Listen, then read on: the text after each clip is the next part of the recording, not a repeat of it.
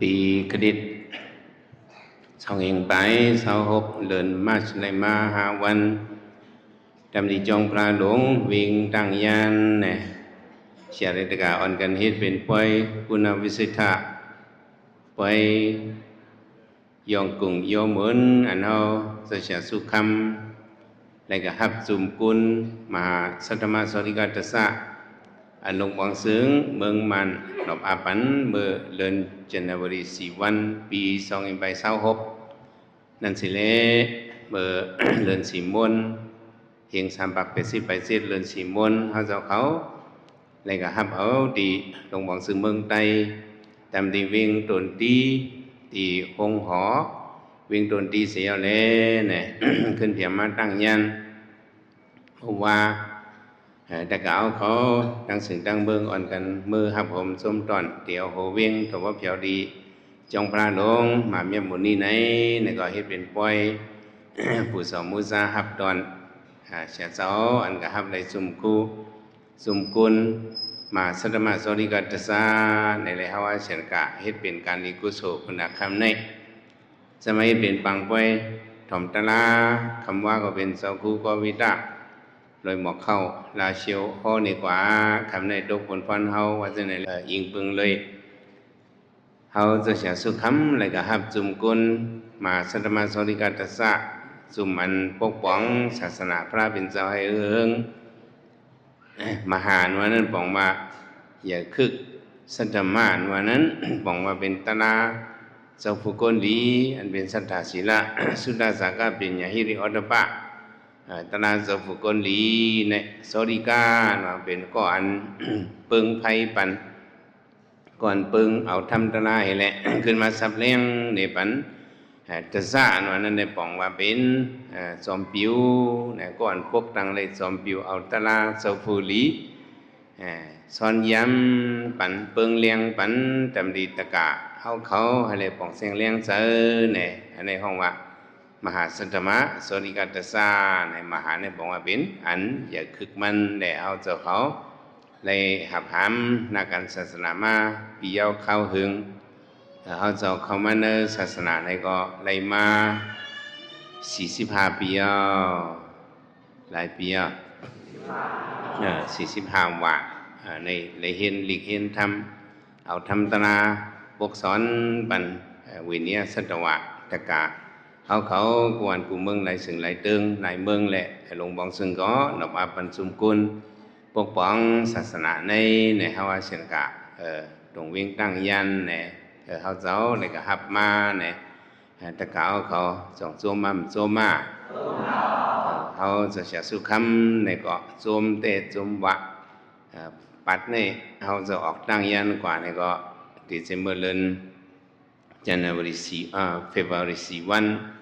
กับปีปังตราดีกาลี10 วันพวกเราก็ขึ้นจอม เข้าดังครัววนซุ่มมาจอมดีให้ป่าเที่ยงวันหนึ่งขึ้นมาดี100 ล้านครัวมาปกตังกองมูแทงสู่หนึ่งแต่เหตุกองมู100 ล้านนั้น6 สู่ว่าจะไหนเที่ยงวันหนึ่งครัวมาดีป่าสั่งเตียนวันเจ้าตุขันทีเขานั่น เที่ยงวันหนึ่งสมาดีตั้งยันลูกตั้งยันเอาเที่ยงวันหนึ่งสำกว่าดีปังหลงเมื่อไปกว่าปังหลงในลูกตั้งยันเมื่อเวทีเกียงเหลือนเมื่อเวทีเมืองกึ๋งสำไลขาครูว่าเมื่อฮอตลาเมื่อนอนที่ปังกันที่ปังหลงสองขึ้นมือตองจีขึ้นหนึ่งเมื่อฮอตลาบันดิสันสัมพุทธาเมืองใดเหล็กยองหวยลุวนสำเฮินก้นหลงเข้ากำพองขึ้นลงกว่ามันตะเลเขาจะก็ลงจอมเมื่อฮอตลาบันที่มันตะเลครูว่าในเมื่อดูตันซอยแถมเชิญเป็นอิงสันนั้นกระลูดีซอยต่อกระลูดีพระหลงมาสู้อย่างใต้ติดสำจองกลาปลีจองกลาหินตูจองคริยันสำเนินหอนันตุนในครูว่าในกับซอยแถมเมื่อขึ้นเมื่อดียินอุลุนมีเมียวเมื่อฮอตราบันดีจองเอาแชมสารนั่นจองสกุมาหอลูกทีนันเอเที่ยงขึ้น1 ขึ้นลงกว่านิบิต่อ2 ขึ้นแล้วกับมิตรตราบันตะกาเขากว่าที่เฮิรนฝืนก้นลงเขาละหลายเฮิรนเสมอแดงอย่างกุ่ง3 ขึ้นเขาจะเขาจอมกว่า อย่างกูก็ฮอตนาเย้าเห็นก็คือว่าขึ้นมาตองกี้เข้ามาผัดกันกระปุนเจ้าได้กึดไว้ดีตองกี้คือว่าปนมือดังกาลีมือดังกุนหิงมือต่างทีกองมูนาตอนำสอมกองมูนำสอมคือว่าขึ้นปนมือกว่าดังเมืองสัตว์มือเพียวตาคิลิกมือเพียวเมืองพงมือซึ้นนั่นมันจะมือเพียวกว่าเขาเจ้าก็เมื่อว่าก็เอาเจ้าก็เพียวมาขึ้นดังยันในข้าวดังเขาในเหลือหนึ่งติงอ่ะเฮือมาแต่ให้ก็ย้ายเฮือมาแต่ให้ก็ยาวไหนเมื่อว่าเลยมาหันบอกเมียเขาหลายสิ่งหลายวันหลายเรื่องหลายเมืองอ่อนกันมาหาผมส้มตอนเดี๋ยวโหเวียงตัวถึงจงพระลงเนี่ยพวกเป็นป้อยคืนหลงอึกเนี่ยเขาจะเฮือหายหมดอ่ะเนี่ยมันในได้เฮือหายหมดอ่ะแต่เก่าเขาก็เฮือจอมเขาหยับใส่จอมเขาเต้ๆในหนอแต่เก่าเขาเฮือมดก็ย่อพวกเฮือมดเนี่ยก็อันเฮือนั่นมดเห็นมันมีอันเฮือของมันในนั่นเนาะเขาเฉดกาเลยมาให้เป็นคุณวิสิทธะเขาเลยมาปูโสไวสาอันตะเก่าเขาหับผมจมตอนนั่นนี่เขาเลยหับสังขายหันนั่นก็อันนี้ก็เขาเป็นกุศลตะเก่าก็มันซื้อว่าหับแบบหักหรอหักลายหลอกๆมันจะเขาหับสังขายหันเนี่ยสองลายกุศลอะไรลายกุศลมันมาเอามาด้วยดินเนอร์เป็นกุศลป่าลีเจ้านั่นคนพีเกาจุ้มเนี่ยเขามาไว้สาพระเป็นเจ้าเนาะพอจุ้มหนึ่งมาไว้เย้าลาดกว่าเย้าอันมโหเจ้าเขามาปิดในพระเป็นเจ้าเขามือขึ้นไว้เอาก็จุ้มหมายสองขึ้นมาขึ้นมือขึ้นจุ้มหมายสามขึ้นมาลาดขึ้นมือขึ้นจุ้มหมายสี่มาลาดเห็นไหมจุ้มหมายเป็ดมาลาดขึ้นมือขึ้นจุ้มหมายเกามาลาดขึ้นมือขึ้นเนี่ยเขามาลาดในตัวโทษเขาอันเขาเลยเฮ็ดมาตีเมืองโกนฟังเบิกปันพระเป็นเสาตึกมีตีจองคำเสด็จวันนั้นในผีส้มหมายหนึ่งในลงมากันต้อไว้สาพระเป็นเสาคำว่าไว้สาพระเป็นเสาขาเสื้อขาเป็นผีส้มในเขาก็พุ่งตะโคอยากอยู่ตันอันเขาการเลยมาจำป่วยพรหลีกุศลผีในเนี่ยมือเขาเป็นกวนนั่นว่าตะเก่าเขาเมื่อเขาเป็นหนังสัตว์อันป่นมาเมื่อเขาเป็นกวนนั่น ศาสนาพระเป็นจังหวัดดึกเฮืองเปิงใส่มาก็เลยเขาเลยหันสังขยานเขาโยกคิงมาเนื้อวันเนื้อส่วนเนื้อมิวเนื้อเวียงเขาลัดมาตีอันเขาอยู่เช้านั้นเนี่ยเขาก็ไปหู้จักเขาก็ไปหู้จักมันได้เป็นสังขยานในคำหู้ในการเมืองอินเดียในเมื่อก่อนนั้นเขาก็ได้มีคนอันออกผาดยานเฮิรนยีนิคมาให้เลยกับเฮ็ดยาเสยหันได้ก็มีอยู่นี่ก็เปิงพังอันนี้เป็นเจ้ายหันแต่เวพระเป็นเจ้ากรมาเนี่ยคำไปหู้ได้ว่ามังซื้อก็อำหับตอนเนาะยานสังขารรัดกว่านี่ก็เขาปันกวายเนาะคำมาออกมาหับตอนบางเสื่อมกว่าให้อย่างในกว่าปีกเป็ดโหวันเขาก็นำปันยานเขาเนื้อวันนี่ก็มีอันจุ่มคาราเบลเขาในเดมใส่เจนันคาสังขยานเขาอยู่โดยยกคิงลัดมาดีวันเขาลัดกว่าดีหิมเขาอยู่เศร้านั่นนะเสื้อเขาอ่อนกันออกมาหับตอนเขามาเหี่ยงเหรอเสื้ออ่อนกันออกสิเลยมาหับตอนก็เพื่อว่าเสือหับตอนนี้มันเป็นเสือจุ่มเนี่ยตะเกาเขาว่าเป็นเสือหังเสือจุ่มอันเสืออึดเป็ดดังหิมปันมานั่นเนี่ยมันเป็นเสือตัวซาอันเสือหับตอนนี้เนี่ยมันมีดังพิษยาวก็สำจังปันพรดีในห้องว่าเสือกุโสเนาะสาวิสาสุขวิกัปปากาลักษณะว่างมันมีดังพิษสัมปันพรดีเนี่ยนี่เป็นเสือกุโสในตะเกาเขาต้องไว้เขาขาหับตอนยานเขามาในวันในส่วนเขา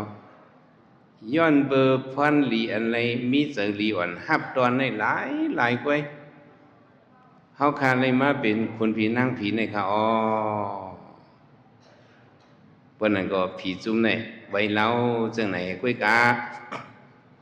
เขาลาจังนั้นเขาเสือป้ากล้วยกาในดีกว่าในจุ่มเป็ดจุ่มในเสือป้าหัง กุยกาเฮาขาเนี่ยไปเตรียมโทนสังวะซับซังเพราะอะไรขึ้นเป็นก้นเด็กเขาได้ขึ้นเฮ็ดการหลีเนี่ยให้มันเตรียมโทนค่ะตั้งหลีเนี่ย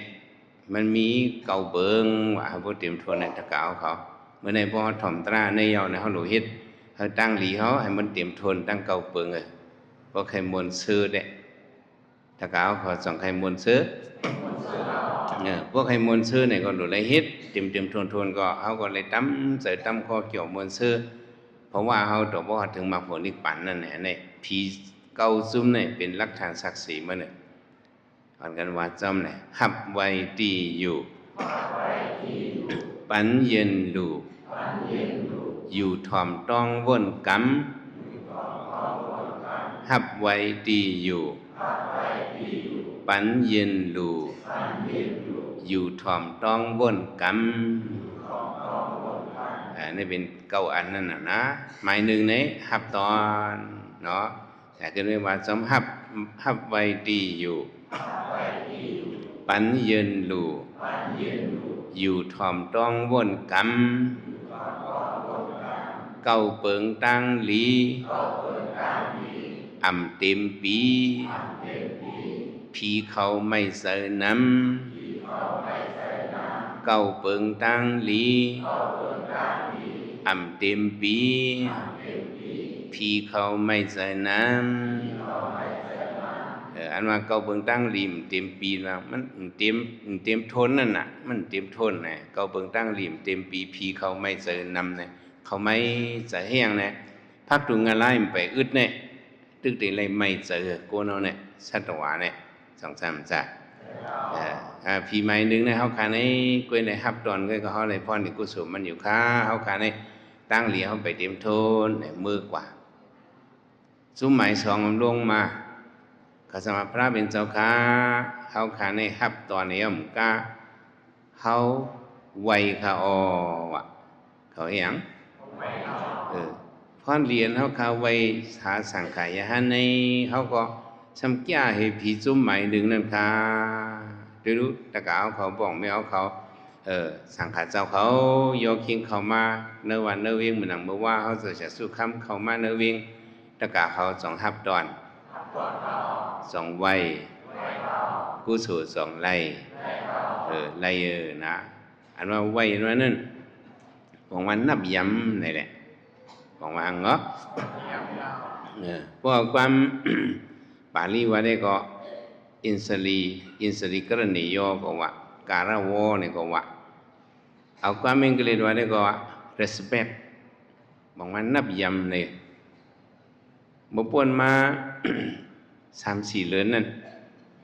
เขาหันในข่าวเงาใน TikTok หันใน Facebook หันในรายงานกูดีกูตังเขาเลยหันหมุนเจ้าเบิ่งอเมริกันเขาไปเขาดังลักปอง2เอง3ปากลักเขาจะไปกว่าปากไป12 วันหลายวันไปกูวัน1 วันในหมอก25ลัก30ลักเขาไปกูวันหรือเหวันเนี่ยอันเขาจะไปลัดเวียงเนี่ยเดี๋ยวเท็กซัสต่อว่าถึงวอชิงตันดีซีนั่นในข้าวดัง2เอง3ปากลักเหลือหลายลักคนเมืองอเมริกันเนี่ยไปยามหันมุนเจ้าติดว่าบางซื้อเนี่ยยามหันก็ยินเขาเปิดเขาก็หันเขาก็ต่างเขาเมื่อก็ต่างเขาให้หันในอ้อนกันมาเปิดด้วยหมุนเจ้านั่นมาเปิดฮับนั่นมาอย่างมาเปิดฮับเขาหันซื้อนั่นเขาโจมจำสังกัยหันตรงข้าพระเป็นเจ้าในเจ้าหันจือเมืองเวียดนามเจ้าหันเมืองลาวเมืองไทยเมืองมันเขาจะเนี่ยถึงที่ยาเขาจะเนี่ยเขาไปเขาจะ24 ป้าเขาไปออกมาจำตังปอดหนึ่งญากาต่างลำมาผางญาเขาเจ้าเลย4 ป้ากำพองก็อยู่ลีแล้วเขาจะถอยกับคือดู19 ป้าเขาไปต่อ2เอง3ปากลักหรือเนี่ยเขาไปเย้าหมดเข้าดังปากไป12 วันเนี่ยเขาจะไปกับเมื่อเจ้าได้ปากไป8 วันในเต็มทนแต่ก็สี่เมืองอันหนึ่งสมามาไปบันเมืองเอาพองควานในบริเวณขึ้นผิดเขาขึ้นกับไปเที่ยง2 วันจังว่าเนี่ยอเมริกันเขามาฮับตอนนั่นเขาเลยกู้สู่ หรือสิเนี่ยมันก็เขามาฮับตอนอะไรก็มันสื่อเขานับยำเหมือนเนี่ยเขาไม่หยังเขานับยำเนี่ยก็อันนี้ก็ไรกุศลนับยำมันมานั่นสิว่าเขามือไว้จึงเขาเสื่อเป็นพุทธภาษาให้หินดูจะได้เอาสองผ่ามือห้อมจับกันในไว้ในเป็นวัดไล่นับยำหินดูเลยดังพุทธภาษาในห้อมมือจะไหนไว้ในการเป็นภาษาต่างอันนั้นคำห้อมมือไว้เขานับยำไม่ดื้อเขากลมหูเขาปันอันนี้ก็ว่านับยำไรกุศลทางไรมันไรมังซื้อเอาเมื่อนต้มอกเขาเห็นในจมซ้อมมังซื้อเห็นในฉลามปันจมในเป็นบอกว่านับยำมือโดยคนนั้นซื้อเขานับยำในเขาให้ในฉลามปันเจอละทางซ้ำจ้ะเขาให้ในฉลามปันกันในเขานับยำมือนะว่าในนับยำในก็ฮับไว้ในก็ไรกุศลผีจุ้มไม้สองก็เขาขาไว้แหละนับว่านับย้ำเอาฮับก็ฮับตอนไว้ก็ไว้แล้วเขาเลยกุศลในขาเขาขาก็ไปเตรียมทุนมือกว่าผีสุหมายสามโลงมาพระเป็นเจ้าขาเขาขาในฮับก็ฮับไว้ก็ไว้ตีอยู่ก็ปันว่านี่ปันสังแทงปันตีอยู่ตีเศร้าเขาเป็นผีนั่นเขาเมื่อเขาอยู่เมืองโกนั้นยานสังขารเขาจะมาฮับก็ฮับตอนนี้ฮับนับก็นับยามเมยังก็สัมปันติอยู่ตีนังก็ปันติอยู่ตีนังนะอันนี้ก็เขาการอะไรกุศลเมื่อเขาถึงผีเนี่ยเป็นพ่อจันคุณผีนางผีในเนี่ยเขาขาสาเหตุสองซุ้มนั่นค่ะอูฟุ้งเขาก็อยากเห็นนั่นเงาตัวเขาก็เลี้ยงสีสองซุ้มนั่นค่ะในเป็นพรหลีอันปันติอยู่ปานังป้องแมวเขาก็ปันติอยู่กันนะเพราะสังขยันเมื่อเพียวตีหัวตีขึ้นเอาปันจุบจือเห็นนะปันตินังวะในจ่องไรกุศลไรกุศลอเมริกันเขาก็เขาด้วยนะ work for peace เขาก็ปันติอยู่มันเจ้าเขาก็เสะเนาะปันกันนอนในจ้องเช็ดเขาปันกันนอนในลุ่มเขาปันกันนอนในหอเตะซะนี่ก็กับมันเจ้าจะนั่นคำนอนหรือหอเตะเขานอนในวางหอเตะนอนในนักข้อคันหรือจะในเขานอนจะนั่นแกเนาะอุตสาห์เสียหน้ามาเสียหน้าวิลัมนี่สิกับเป็นสมาธิยามีในลองอยู่เศร้าที่สูงตีมยันนั้นเขาเงืองเวียวนะเขายิบตื้อกับมันในป่าเลยเนี่ยเขาฮับปันติอยู่อเมริกันเขาอันนั้นก็เขาเลยกู้สัวสั่งได้ไม่ได้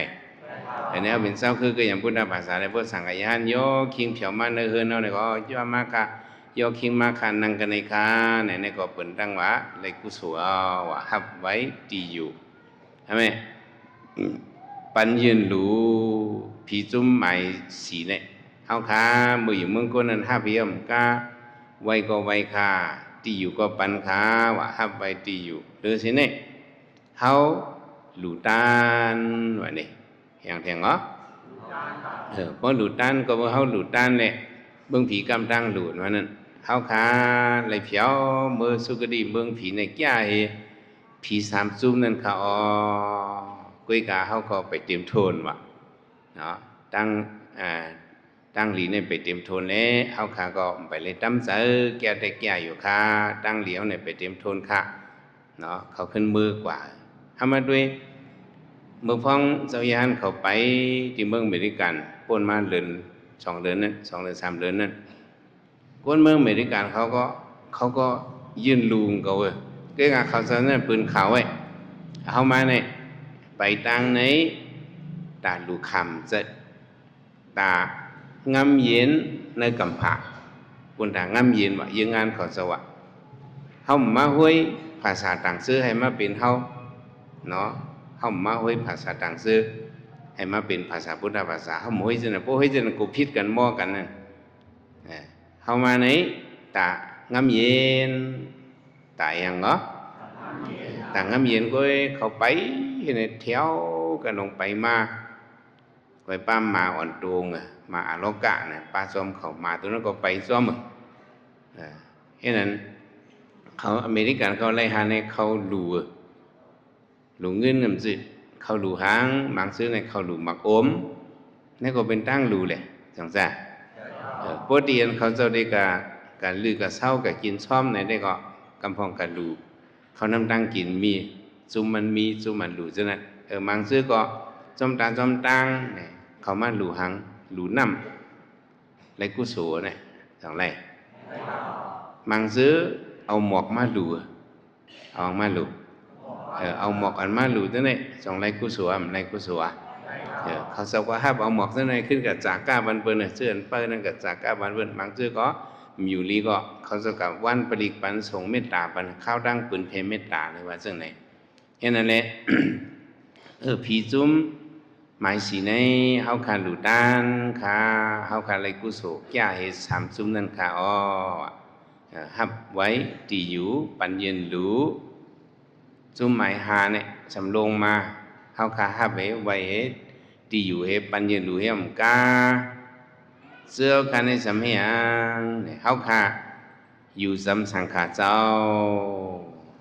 เฮียงก็อยู่จำสังขารเจ้านั้นบอกว่าหังเลยบ่อยู่เช่าจำสังขารเจ้าในไรเฮ็ดเวียวิสาไรหยังไรเฮ็ดเวียวิสาดูหันลุ่มลาสังขารยหันเนี่ยเฮากันไรกุศลในเฮาแก่ให้ผีสีส้มนั่นค่ะอ๋อพระเป็นเจ้าก้อยกะเฮาในก่อนไปเตรียมทนก่อนในมือขึ้นเอามาด้วยอันก้นเมืองบริการเขาก็เขาก็อยู่ซ้ำสังขารเจ้าเขานั่นเขาแค่หันเจ้ายานเขาจะไหนไปว่านั่นไงเขามาไกลว่าไกลมังจะไหนเขาเลยขี่ก้ามาเข้าตัง4 นาฬิกา5 นาฬิกาเขาหอก้ามาเหนือไฮเวย์นั่นไงเข้าตัง4 นาฬิกา5 นาฬิกาเนี่ยลักป้องเนี่ย4 ปาก5 ปากลักเนาะพวกเมืองเขา4 นาฬิกาเนี่ยได้เล็กกว่าอินก็จ้าคนตั้งเมืองเขาเขียมนะรู้ว่านั่นไงอันตั้งเมืองเขานั้นได้เริ่มไล่ๆแล้วก็แล้วก็เข้าตั้ง4 นาฬิกา5 นาฬิกาเนี่ยเขามาอยู่จำเจ้าเขาเพราะมาอยู่จำในก็เขาเลยหันสุนาตันตาในสมณานิสัตสนาอิดามังกลามุดดัมมัมเนี่ยเลยหันสังขายหันในก็เป็นมังคลารีจงเป็นน้ำเป็นนะมังซื้อในยำหันคนเมืองอเมริกาเนี่ยเขาแค่หันมาอยู่จำเมกำพองก็มาไปจอม1 ปอด 1 ตอนเขาฮับตอนอันเขาสมมาไปลองงำเย็นในเขาก็ฮับตอนจอมเขาเจ้าอันเขาจะเห็นในเป็นการเลี้ยวเนี่ยเขาไปจอมก็กับเจ้าย่านเขาเจ้านั้นเขายำไปเสียๆเลยอยู่เมืองไทยก็เขาไปกับมาเมืองอินเดียก็เขาไปเสียๆย่างดินเขานั่นเขาไปมานเพราะกวนเจ้านั้นไปอยู่นั่นเด็เขาไปเลยหมอก1 ลัก 2 ลักขันให้ก็เขาบ่เฮิร์เนี่ยเนาะอันเขาเจ้าได้ไปอยู่ปากไป12 วันหลายวันเห็นไหนมาอยู่จำไหนก็มันก็เลยเฮ็ดเวียวิสากุศลเขาจะไปนั่นในผู้กาก้นก็ขึ้นก็มวยก็เน็ดก็ผาดินป้องก็อันนี้ซุ่มมันมาอยู่จำนั่นนี่ยังเขามาเฮ็ดหมอยามายดยาปันมีปันมาใส่ปันอียาซึ่งนี่ตัวเมืองอิสราเอลเขาในยังมาใส่ปันจักบีบโนดตีนึงจากมีโนดตีนเขานะฮะดำยำหันมาซุบใส่ต่อถึงดีคาลงเนี่ยทั้ง2 คอให้ก็ฝีจักมันเนี่ยมันมีโนดปันตีนมังซื้อมาให้ยังมาเก็ตปันกับนิ้วตีนเจ้าเขาเฮียงกับนิ้วตีนหลวงเนี่ยมังปองว่ามันหมดตำตั้งค้างในจีบรู้จังแจ่มจ้ะมันเฉียบตั้งค้างเนี่ยนั้นเขามาเก็ตปันถือปันเลือปันวีดปันใส่อียาปันผาดินป้องตัวนั้นเขามาถือปันก็ไม่ปกอียาปันห่อปันอันนี้อยู่จำสังขารได้แล้วเฮ็ดเวียวิสาอันนี้ก็ผีจุ่มนั่นก็เฮาว่าอะไรกุศลคาอเมริกันเขาก็นั่นมาหลวนลุ่มนาจนก็ส่งเขาอะไรกุศลในไว้ใจลีเฮดูหันลุ่มลาล่ะมันก็เป็นสักกุศลฮับไปที่อยู่ปันเย็นรู้อยู่ซ้ำแมวคาอะไรกุศลคาก็ให้เฮาคาก็ไปเตรียมทนคาก็เบิ่งตั้งหลีไปเตรียมผีเขาไม่ใจคำผีเขาไม่ใจแหลมมือขึ้นกว่าย่อก็ไม่หับไว้ที่อยู่ปัญญ์ดูอยู่เย้ากับ5 จุ่มหมาย6มาก็ไม่จุ่มหมังจุ่มหมาย6เนี่ยเขาจะไม่เนี่ยเขาอยู่จำเมมกาเขาถ่อมตะลาวะเขาอย่างถ่อมตะลามาเนี่ยธรรมะสวนากุศลสองไรอะไรเขาเลยธรรมะสมณกุศลเขาขามือเป็นก้นเฮินนั่น เจ้ายานเขาหอทำหอตราเนี่ยเขาขาดถ่อมขาอ๋อแต่ว่าพวกเลยกระถ่อมตะล้านมานั่นมันเลยกู้สัวผู้ที่ปองก็ย่อมผู้ที่ปองก็อ๋อเป็นเสียมทำตราในเนี่ยในเป็นเจ้ากู้สัวด้วยเอามิงหาปักมือปันพระเป็นเจ้ากษัตริย์นั้นในถอมตะล้านเจ้ายานเขาห่อพิธมาในก้อยเขาเป็นสัตว์ตริสารก้อยเขาในถอมมันนั่นในเขาดังลูกที่เพราะว่ามิงนั่นตายให้เลยเมื่อเป็นคุณผีหาปักนั่นถอมตะลาเนี่ยฟอนดีมันจ่องเมียเขาเลยถอมตะลาอันเจ้ายานเขามาไปตั้ง work for business เนี่ยก็เขาก็ฮอดตะล่างก็อะไรก็เขาว่าได้ห้วยภาษาก็กะต่างงำเย็นแต่ที่งำเย็นนั่นดิมไรเปิดเอาดิเปิ้นลองงำเย็นไหนมีเนื้อมาล้ำโหเซนเสาเก่าว่าเขาว่านั่นสองสามจ้ะเขาฮอดตะล่าเนี่ยสอนให้คนเมืองบริการเขาไว้ใจนิ่มด้วยลมเข้าลมออกด้วยขึ้นใจเขาในเหมือนลิงเอาสติมาทิ้งต่อสาวในเหมือนเสืออย่าไปปันมันล้นเหลือเนี่ยเขาสอนในก็เลยเขาเส้นก็มีอย่างนี้เห็นบอกเขาก็โจมถ่อมมาเฮ็ดจ้อมืออันนี้บอกว่าทางเนี่ยถ่อมตะลาเนี่ยสองไรกุศลถ่อมตะลาในไรกุศลถ่อมให้ก็ต้องเอาลีก้นอเมริกันเขาได้เขาโดยเขาถ่อมได้เขาเป็นก้นมีปิ่งหยาเนี่ยเขาถ่อมเอาลีงามๆมือคนเมืองเอาได้มังซื้อได้ก็ถ่อมตะล้านมานั่นมันถ่อมลื่นหูลื่นตากว่ามันยังพวกอะไรกินอันเหลียวติ๊กพักมีเหลียวติ๊กเอาหึงมากก็มันก็ใครอิ่มกว่าเขาแซ่ว่านั่นนะลาติเตียงเนื้อหมูอุบในได้วันนั่นเนาะสองตาเนื้อหมูอุบจะกินอะไรก็สามตาจะกินอะไร4-5-6 ตามาอะไรใครเริ่มไม่ยี่หรอพวกเราทับกันดิ้งๆนั่นแหละหันหวานก็พวกใครสุยไปหรอวันนั้นนะแต่ว่าถ่อมตะลานมันก็ก้นในมันก็มีหลายมิวปุปานพระเป็นเจ้านั่นในต้นโตพระเป็นเจ้าฮอดตะลาก้นนั้นเปิ้ถ่อมตะลาเนี่ยก็ถ่อมที่ถ่อมวะอันอยู่หิมอันนั้นอันอยู่หิมพระเป็นเจ้านั่นซึ่งเป็นพระเนี่ยเป็นเจ้าอนันตาเป็นพระก็นี่ผู้ถ่อมตะลาเนี่ยมีพระเป็นเจ้าฮอดตะลาเนี่ยป้าเสือป้าเขาฮอดแต่วิญญาณสัตวาตีในตะลาเนี่ยพระเป็นเจ้าฮอดที่ฮอดว่าเย่าไก่ปุ่งหน้า5-6ก่อมาถ่อมตะลาก็มือกว่าพระเป็นเจ้ากึดอนันตาให้กึดไว้ก็เจ้าอนันตาพระเป็นเจ้าฮอดตะลาฮอดที่ฮอดว่าก้นถ่อมที่นั่นปิ้มอันหนาพระนี่ว่าจะวันได้เจอมาหนึ่งที่ดินพระเนี่ยมันหลีนับยำเต้ๆรู้สองจ่าเขาฉะนั้นถ่อมตะลาปิ่มอันหนาตะลาพระเป็นเจ้าค่ะเจ้าฮอดตะลาในจมด้วยปริชาราด้วยอนันดาเขาเป็นที่เขาหูอยู่ด้วยกันเขาหลวงพ่อนั่นเขาฮอดที่ก็เมื่อสมัยหนึ่งซึ่งเวลาอนันตานอข้าได้หันถึงปุ่งหน้ากล้องในถอมตะไลมันรับตาให้ถอมเฮียงถอมว่ารับตาให้ถอมในตะลาติเข้าหัวเข้าตาเข้าตากำเหากางนี่ก็เงานอนเกิงฝ่ายในอันนั้นเงานอนในถ่อมตะลาค่ะอันนั้นพระเป็นจอมหันอันนั้นดาเขาพูดนะเพียวหรอเฮียงมันเป็นอันน่ะพระมันเป็นเงาเท่าดีๆค่ะล่ะอันนั้นตาปุ่งหน้าก็ในมันจับยามเมายึงว่าพระเป็นเจ้าอะมันเนียงฮะจับยามซึ่งค่ะพระเป็นเจ้าปุ่งหน้าก็ในมันตื่นตานอนใหญ่มาหาปักจาเราตานอนใหญ่หาปักจานเป็นยังมาค่ะล่ะเป็นนักกาหลงมาว่ะเป็นยังมาก้นถ่อมตะลาในพวกเงานอนในใครมาจะมันนั่นเยอะมัวว่าจะมินไปไหนเนาะ องถ่อมตะลาเงานอนปลาเป็นนักกาผู้ถ่อมเป็นนังก็พองถ่อมตะลาเงานอนปลาเป็นนักกาผู้ถ่อมเป็นนังก็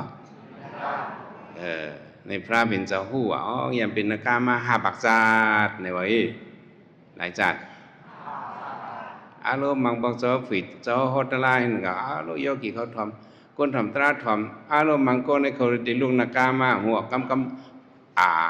ำหาไอปากตัวเขาอยู่ที่ชุงเฮ็ดด้วยกับเดือละเขายังเป็นนักกามาเขาหาไอเขาเนี่ยที่เขาหาวนอนเขาอย่างกำพองหาวนอนในช่ำหูเลืองเปิ้นช่ำก้อยห้องแห้งกันในก่อนมีนั่นเลยเฮ็ดในเกี่ยกลางเปิ้นนะเพราะใครหาวนอนเนี่ยเขาเอามื่นเขาตัวมีให้ไหนได้หลีตัวเอ็นกว่าเนาะวันนั้นน่ะมังเจอในสู้ไปเขาอยู่กันในตัวเนี่ยหันลิ้นไก่เขาพวกที่ไหนพวกไก่เราอย่าไปให้เป็นจังไหนเขาโดดสติอินนะว่าพยายามเป็นอิงตรีมีมาจนกำจังหวะเนาะพระบิณฑบาตปุ่งนะแทงก้องในคาเนออันนั้นแต่เมื่อหันเจอเฮละพระบิณฑบาตปุ่งนะก็นั่นมันถ่อมตะลาก็มันเข้าใจค่ะมันเฮียงล่ะที่ถ่อมตะลาที่เป็นเนื้อเถื่อนเขาลามตัวเนี่ยมือมันนั่นอยู่ลีคากำยักเหมือไม่กำหอดเหมือไม่กำถวยเยอะกำมาคบกินด้วยกำมามิดกับมิดขึ้นเยอะซะนั่นกำมาหักต้นหักกิ่งไม้อ่อนเอ็นมือล้วนขาออกไหนวะเป็นนังเหรอมือล้วนขาออกพระเป็นจอมหันขานั่นปุ่งหน้าก็นะหันก็หูก้อยการก็หลวงฮอตราก็ห้องก็นันตามันนี่อย่างล้วนนี่นันขาลายมันก็จับยันมาหาปากจัดยามเป็นลิงมาวะเป็นนางมาพวกเราได้เรียกว่ามังเสือถ่อมตะลามืมอยู่ลีรู้หันเป็นถ่อมตะลาลีอยู่ภายหลังให้จิตเนียนเป็นก็เฮ็ดจังจ้ากำพ่องจังให้หรือจันปีกชื่อเขาเรียนจันเพียนเจ็ดเขาเรียนให้ในก็มีเนี่ยเขาจับยามก่อนนั่นก็จังว่าตั้งพิษเขาจังจ้าจ้าว่าจอมเนี่ยก็หมายสองเนี่ยอำนิมโตคิงมืออำทิ้งอำนิมโตคิงมืออำทิ้งเป็นลิงล้นฟูทอมอำนิมโตคิงมืออำทิ้งเป็นลิงล้นฟูทอมลิงเนี่ยจ่องล้นล้นนะในเปิ่นปานพระเป็นเจ้ามีจังไหนบ้างนะได้ไหมอันนั้นถามว่าพระเป็นเจ้าขาปุ่งหน้าเทียงก้อหนึ่งในมันในถ่อมตะลาก็พระเป็นเจ้าฮอเตฮอวะมันเนี่ยมันถ่อมค่ะอันนั้นถามเมื่อสมันมันเนี่ยอย่างล่ะเอามือจีลิ้นดีกว่าเอามืออย่างหันหูหมดก็เอามือกับจีหันช่างก็เอามือจีมุนจะไหนเอามือจีฝนมุกจะไหนจีลิ้นดีกว่าอันนั้นแต่มันก็จับยามมาหาปากจามันยามเป็นนางมาคาลายามเป็นเดือกเลินมาเป็นนางมาก้นเนี่ยพอจับยามมันก็เป็นนั่นดียามเป็นเดือกเลินเนี่ยมันม่วนลิ้นดีนั่นน่ะปุ่งหน้าก็นั่นก็อันนั้นแต่มันก็ยามเป็นเดือกเลินมาหาปากจาก็หมายกันว่าจอมนางลิ้นเมืองลัวหน่วยนั้นบอกว่ากว้างนะนางลิ้นเมืองลัวมือสีปาตึกเลินหน้าผู้ถอมเป็นทางนั้นไงนางลิ้นเมืองลัวน มือจีปาตึกเลินหน้าผู้ทอมจะสุกว่าอยู่ไปอะไรเป็นตึกเลินหน้าอ๋อซึ่งในก็มีในเป็นปานพระเป็นเจ้ากำเหลียวพระเป็นเจ้าค้าแทงปุ่งหน้าแทงกองพระเป็นเจ้าได้โหตะลาตึกลำกำพีเตวะมันได้ซ้ำถ่อมตะลาตามันนั่นน่ะtôi càng hảo tôiไปไม่ไปต่อtôi càng hảo ạ tôi hẳn xong tôiไปไม่ไปต่อกว่า tôi hẳn thèn กำลังถ่อมตะลาเห็นคืนทั้งเหนือมาให้ลูกเลยเลี้ยงลูกเริ่มเลี้ยงก็เลยมีเยอะกุ้งเก่าไอ้เนี่ยtôiจะนั่นเจอละก่อนจ้องมีไหลอันเสามีไหลโดนให้นั่นแหละกำลังถ่อมตะลานี่ก็ขยับปุ่งหน้าหนึ่งก็ฮอลแลนด์ตัวมันcũng tôiไปไม่ไปดอกtôiหมอกกุมมากำtôiนกมินเห็นนั่นข้าพระเป็นเจ้ามันในถ่อมตะลาค่ะมันยำปีนังมาขละสอนนั้นทำคิงก็ในปุ่งหน้าก็ในเด็กมันยำเป็นเสียปีนังกาลามาไว้ยำเป็นทางมาปีนังกาลาเนี่ยเขาด้วยเนี่ยขัดเลือนเราเลยเห็นด้วยกลางเฮาเลือนเราสองใจมันจะมันก็ซับยามมาหาปากจะเดือนันตากบนั้นมันด้วยไปไม่ไปดอกด้วยหมอกกลุ่มเลือนเราจังเนี่ยเนาะด้วยกลางวันกะตั้งเลยเป็นจังหือหมอกกลุ่มเป็นจังหืออาทิตย์นามิกเป็นจังหือมันหมดด้วยจังนั้นมาเลยมันก็เห็นไหนเลยด้วยจังนั้นว่านันตาในยามเป็นฉับปีนังปุ่งหน้ามาว่ากันไหมแต่วันกันว่าจอมพองถ่อมตะลาด้วยเหล่าป้าเศร้ากาลาผู้ถ่อมพองถ่อมตะลาด้วยเหล่าป้าเศร้ากาลาผู้ถ่อมนี่เป็นคนอันยำโมโหปิดอังกาลาเนี่ยยำถ่อมตะลาในเฮ็ดจังไหนวะใช่ไหมพระเป็นเจ้าค้าในการเขาถ่อมตะลาหาเกาะหลายเกาะตาปุงหน้าก็หนึ่งในเด็ดถ่อมหลีงามออดถ่อมให้แรงงอกโหมันเอาป่องเสือป่องคอก็ในเด็ดถ่อมหลีเขาพระเป็นเจ้ามันแนมเปียงคาลาอันนั้นดาปุงหน้าก่อนเมื่อว่าก็กำเนินสุดในเด็ดมันยามเป็นเสียคู่สอนลงมาหาปากจาดวะเสียงมายามเป็นคู่สอนลงมาหาปากจาดเนี่ยคู่สอนนั้นเนี่ยเปิ้นฮักปิญญาเปิ้นฮักตั้งหูตั้งหมอสองจ้าก็ว่าจะในเลยปุ่งหน้าก็ไหนมันถ่อมตะลาลีงามเย้าเลยถึงดีว่าตะลาสุดเสียงเย้ากว่าก็มันเป็นโสดาบันกว่าเย้าเป็นนางกว่าในพุทธมตะลาลีงามในพรลีมันสองไหลห้ำไหลฮะวันกันว่าจอมเนี่ยผู้ถ่อมพองถ่อมตะลาสื่อสัปปาเศร้าตะลาผู้ถ่อมพองถ่อมตะลาสื่อสัปปาเศร้าตะลาผู้ถ่อมในก้นถ่อมตะลาหาก่อนเนี่ยพระเป็นเจ้าว่าก่อนถ่อมดีหลีงามเด็ดเลยนำตอนพรหลีมันกว่าซึ่งดังปุ่งหน้าก็หมายหาในอันนั้นตาในจังหวัดตะลานมานั่นนำขยะมันหลุยย้ำตัวอันเจ้าเปียดน้ำอันอ่อนโหวอกฝปิสเขานั้นมันจะมาหอตะลามันหอน้ำหอให้ทิ้งเจอเขาอันเหมือนลิงนั่นเอาลมเขาลมบอกให้ทิ้งให้เลยหมอว่างพังบันเปิลให้เลยมีเสเมตตาพอวันสิ้นในเก๋คนเมืองอเมริกันเขามาท้อไม่ได้เปิ้นก็ไรกู้โศกว่าจังไรอันเมืองเฮาได้เฮาอยากถ่อมมั่นนำมาโกงเหมือนเรื่องปุ่งหน้าสีก้อนนั่นเฮาลัดแกว้งก่อนน่ะขึ้นมีว่าจำหับไว้ตีอยู่ปันยืนดูอยู่ถ่อมต้องวนกำเก่าเปิงตั้งหลีอ่ำเต็มปีผีเขาไม่เสนน้ำ เก้าเปิงตังหลีเต็มโทนปี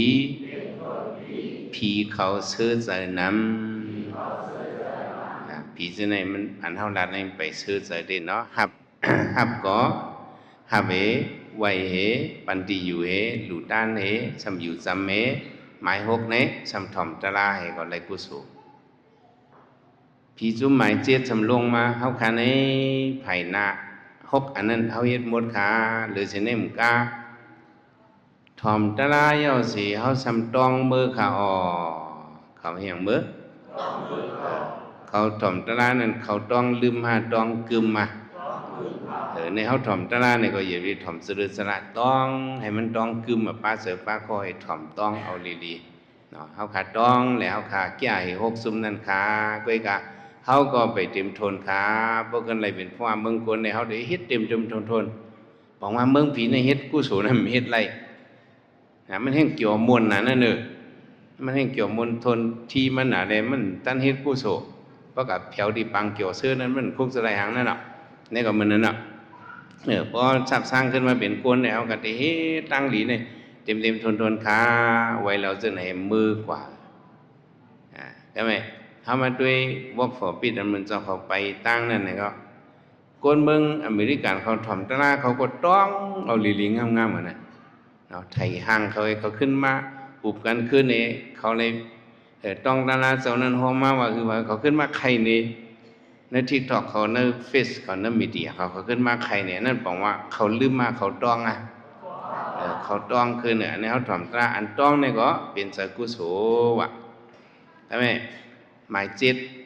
เยาวกะหับไว้ที่อยู่ปัญญ์ลูอยู่ถ่อมต้อง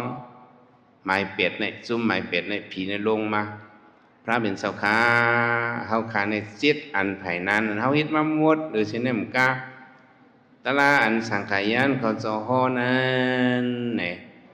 เฮาขาขึ้นว่นจอมสีคือนี่หยังว่นจอมเขาหนังกันกะหันกันแล้วก็อุบกันเคลื่อนตะลาเนี่ยอันนี้ก็เป็นกุศลธรรมสักกษาวะเนาะอุบกันตะลาเนี่ยเป็นอกุศลเป็นกุศลอุบกันเคลื่อนตะลาเขาได้เขาหันถึงซึ่งในเมื่อหันถึงซึ่งหืออันเจ้าย่านเขาไปตั้งให้เขามาฮ้อนะมาถึงซึ่งหืออันนี้ได้เฮ็ดให้ใจเฮากัดเย็นเต้นเนี่ยเขาขึ้นอุบกันเนี่ยเขาลัดต่อกันเขาขึ้นอุบกันอันนี้เป็นกุศลธรรมสักกษะเนาะอลังการลีนะธรรมสักกิสะอิดัมมังคลามุตธรรมะนั้นพวกขึ้นอุบกันเคลื่อนตะลาเฮ็ดดิสคัชชันกันวันไหนเนี่ยก็อันนี้ก็เป็นกุศลกำเดินสุดซุ่มผีไม้เก่าหมายหยังผีไม้เก่าในลงมาไว้พระเป็นเจ้าขาเฮาขาในมืออยู่เมืองโกนนั้นฮับตอนสังขายานเขาก็เฮาขาฮับค่ะไว้ก็เฮาขาไว้ค่ะหมายสามที่อยู่ก็เฮาปันค่ะหมายสี่เปียงนังเฮาเป็นไรนั้นเฮาหลุด้านขาหมายห้าเฮาขาหมู่โกสังขาเฮาขาหมู่โกสังขาเฮาขาอยู่จำเขาเจ้าเฮ็ดเววิสะดูหันรุมลาเขาเจ้าหรือสิได้หมายหก เฮาขาถ่อมตะลาเขาเจ้าเฮาขาถ่อมเนาะหับไว้ที่อยู่ปัญญ์ลูอยู่ถ่อมเฮียมกะ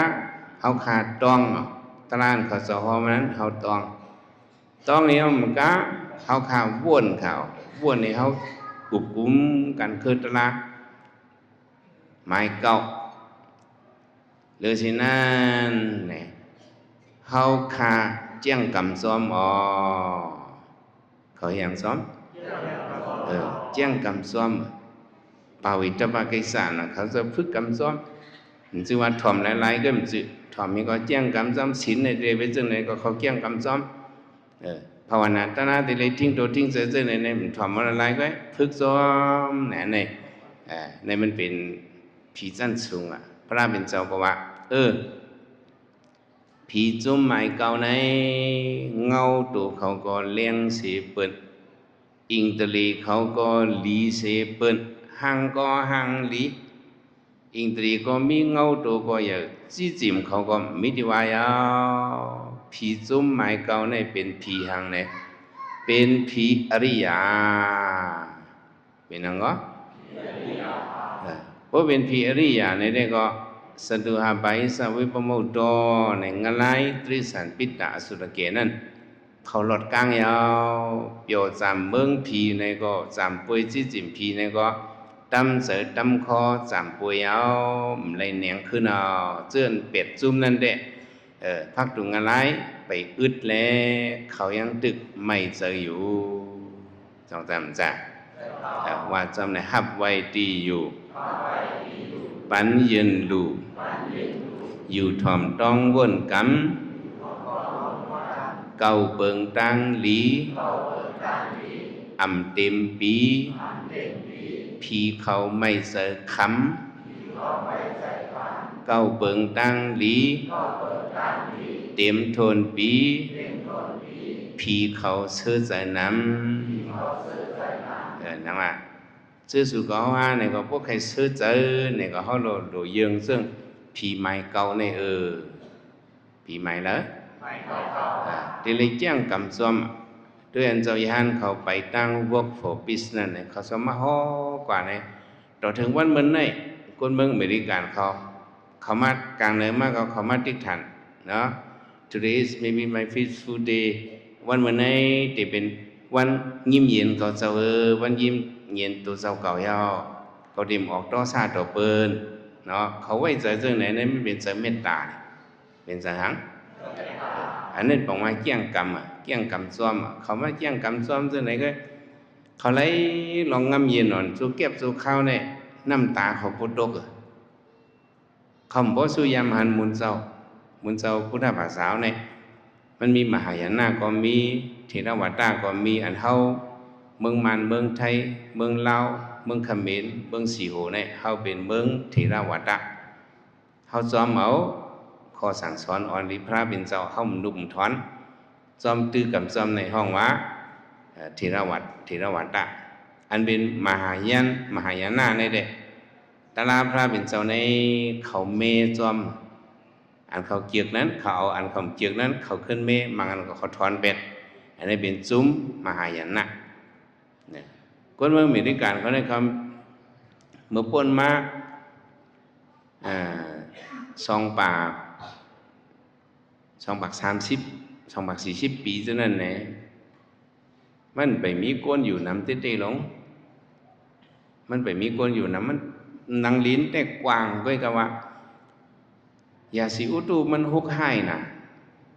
พออะไรกัดไหนก็กัดพอถึงไผ่ตะ40พออะไรไม่บางทีก็ไม่ได้ไม่ว่านี่แหละก้นเนี่ยมันอยู่ไรมีอยู่อีดอดเรดอินเดียนเนี่ยเป็นก้นเมื่อก่อนจะอยู่ไว้อยู่เนื้อหูเนื้อทำอยู่ไข่กับไข่ขึ้นไว้สิว่า โคลัมบัสมันหาหันกุลอเมริกาอะไรเนี่ยซิมเมืองขักเมืองเองก็เขาออนกันกับอยู่เลยเขามีไล่ปิญญาขึ้นจันเนี่ยเขาอยู่ไล่ก็ทีละคน6 คนเมืองเขามีอยู่ล้าน3 ปากหรือเนี่ยเขาเลยเจอไฟฟ้าไรเกียรติเคโดเขามังปอกล้มแรงลงมา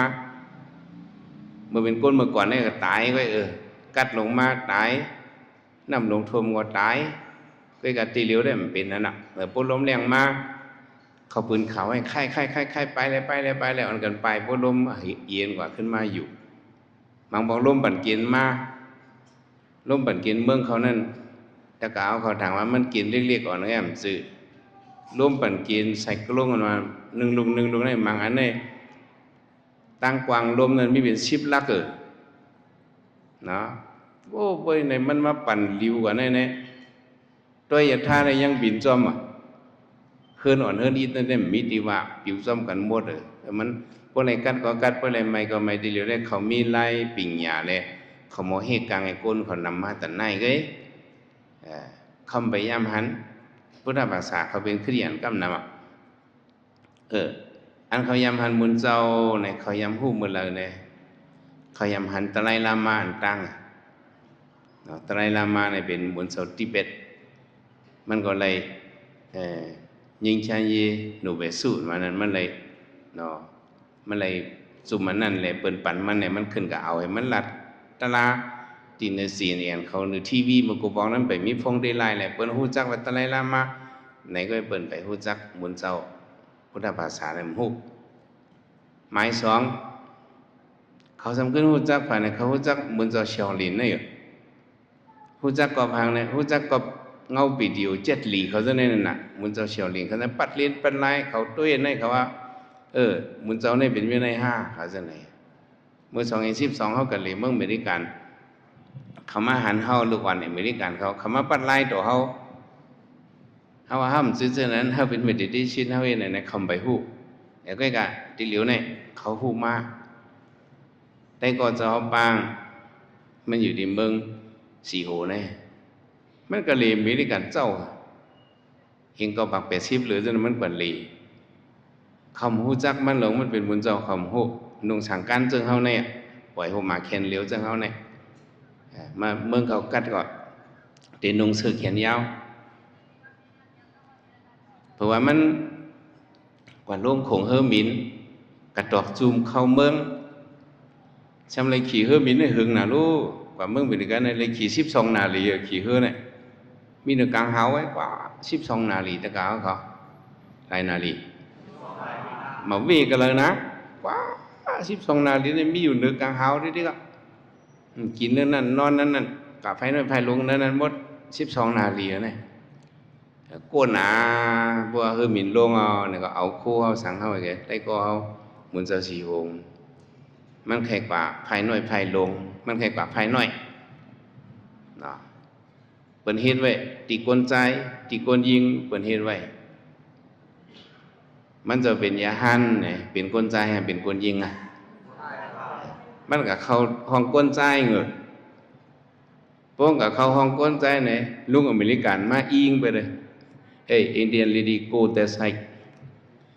นายกลากว่าทั้งปุ่นเลยในถังเป็นผู้ยิ่งว่ะมันหูจักเก่าในมันถังของมันตัวเฮาหนงสังการในเสมือนสาลีนั่งยิ่งกลาเขาเอ็มดือละเหมือนภาษาลีเมกลาเลยเนี่ยเนาะเขาเมืองนั่นเนี่ยเขานุ่งเสื้อกลก้นใจเขานุ่งกลนั่งยิ่งเขาก็นุ่งกลเขากำพองก็นุ่งกระโปรงกาบุญนั่นน่ะอันมุนเจ้ากะลาเนี่ยมุนเจ้าเฮาสีโหเนี่ยมันสำเวียนสังการเนี่ยสำเอาภาวัดฉงเทศนั่นไม่ดังเนาะเขาก็เหมือนสาลีนั่นน่ะ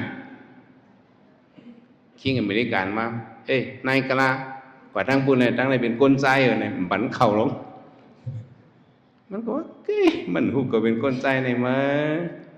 เผื่อคิงนั่นเข่ากว่ามันก็ปลื้อลงเข่าจะแผ่หลังนั้นเข่าทั้งก้นใจไงก็มันก็ของเป็นของกลใจในเป็นวิธีจุกเหภายนั่นมีนะเนาะก็กับยาหันนี่เด็กจุกเหภายในพระเป็นสมขวางปันหน้าที่ดีอากิลาโนโอสาลามันปัสสาลามากริตามิติสังกรณียมเนี่ยเพราะเขาอยู่ลีเนาะหรือสิว่าอยู่ลีพวกอยู่ลีได้ก็จุกเหภายน้อยภายลงได้อยู่อ่ะพวกอยู่ลีได้ก็พระเป็นสมขวางที่แรงงอมเพื่อมันจะเข้ากันนั่นในถังเนี่ยเต็มเป็นมดก็มีอันจุกกุดเทียงรอกเลี้ยวมันก็เย็นเลยพ่มเย็นเลยก็เป็นกี่หลานน้ำอยู่เลี้ยวนั่นจังจ้ะอันเย็นเลยเป็นว่ามีน่ะเนาะ3 มิลหน่อยลูกหลายมิลหมายหนึ่งกวนไข่ไผ่น้อยไผ่ลงเยื่นไรจังไรเอาเฉลี่ยอินแล่เนี่ยจังได้ไรไรหมายหนึ่งก้นไข่ภายน้อยภายลงเยี่ยมไรหมายสองเมมันที่เกิดลูกเยี่ยมไรสองไรได้ก็อยู่ดังวันจันทร์ตั้งปังลงนะเขาหลวงกาลำมันก็เอานั่นในต่างก้นเป็นมาดีลาเชียวลูกดังวันจันทร์นั่นต่างมากไอ้ตากองตองเจ็บหนาวนางยิงที่เกิดลูกต่างลงมาลาเชียวมาเพียวปดดังก็เย็นเลยทุดเนี่ยออกไปเหนือกลางไงเสียงไฮโลอ่อนเลี้ยงหม้อเอ็งเฮียงนั่นอีนั่งเนี่ยเกิดเอาเขาพวกเกิดเอาเขาขึ้นมือเลยขึ้นมือขึ้นนี้เพียวลาเชียวเมียมันที่เกิดลูกก็เย็น2 ไร่ไร่ไม้3มุนจะมุนจังใครทักก็เย็นไหลจำหูมอต้องทำลาแล้วเนี่ยเด้แต่ก็เหมือนเจ้ากลานะก็มันก็เย็นไหลนะมันก็จุกขิงอันอิงเป็นเมื่อไงนั่นเลยมันก็จุกให้ก็ชี้หินนั่นเนี่ยข คิงเองเกรนด้วย Are you a man มาเป็นคนใจห่านมันก็ I prove you กรณีสักเฉมก็สู้กับชี้รู้ไหนวะที่ในตองเอาใกล้กันที่เหลียวได้อันมุนเจ้าเขาไปตั้งข้าวตั้งซอยเอง3 ปากลักได้เด้เฮ็ดให้คนนั่งกำผาฮู้จักมุนเจ้าพุทธบาทให้เฮาเจ้าเขาโจมจอมเหมือนเนาะแต่คนอันไรไวจังนั้นไรฮับตอนจังนั้นไรดูไรสังไรเฮ็ดแหววิซ่าไรสังไรถ่อมตะลาไรสังเนาะไรอุบกันคือตะลาไรสังอันเขาไรเกี่ยงกำจังได๋เนี่ยก็มันเป็นกุศลตาเขาจังซั่นจ้ะในมันเป็นลองดีอันนึงกว่าจังว่าเฮามาไขลองในไหนเก่าเบิงตั้งหลีเต็มทนปีผีเก่าเสื้อจะน้ำไหนพวกสุก็ว่าเคยเต็มทนในก็ตั้งหลีเต็มทนเขาจังได้ไรมนเสื้อเขาเลยไรเฮ็ดตั้งเก่าอันสองปองใส่ในเขาอันตะเก่าเขามาหาผมสมตอนอันเขาเจ้าไรมาสัตมาโซดิกาตะซ่าในเขามาเฮ็ดเป็นตะลาเขาเพราะมีลองตั้งหลีในก็มันเด็ดหลีกว่าอีตะนันตดิปิสันนันตดิกตะเบิงย่ออุเวทานันตดิปุญญามิกตันตินันตดิเบิงย่อสุกเต็งกระดอนพวกเหตุการณ์หลีเนี่ยเมื่อเขาตึกเหตุก็เขาเลยส้มใสเขาเหตุยาวกว่าก็เขาเลยเหมือใสส้มใสถึงดีว่าเขาเลยจำป่วยฟันหลีมันมาเอานั่นเลยหาตีว่าเขียนได้เลยส้มใสมีตีว่ามันยาวเนี่ยจังว่าเมื่อนั้นวันเนี่ยเขาอาเฉดกาตั้งหลีให้พอเตรียมโทนนั้นในการตัดหน้าก็เฮ็ดกันน้ำศีลาก็กำมันภาวนาก็เฮ็ดกันเฮ็ดกว่าย้ำไม่เลยอะไรเข้าเป็นปารมีสืบพัฒน์มันให้เข้าเป็นในปัญญาสะปิสยโหตุเสกรรมลุยตาเนาะ